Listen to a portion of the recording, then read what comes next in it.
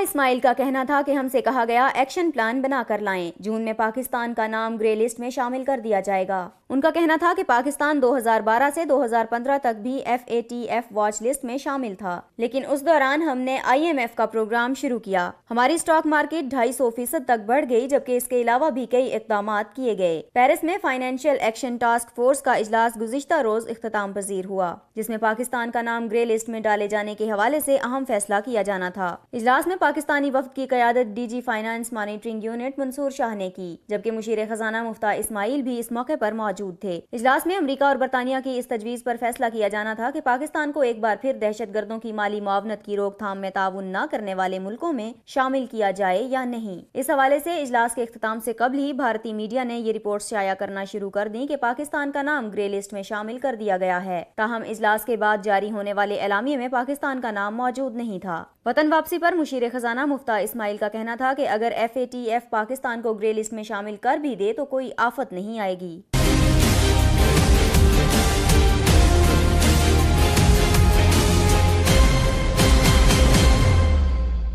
Please subscribe to Hums Up TV and hit the notification icon on the screen to get the latest updates of our channel. Thank you for watching Hums Up TV.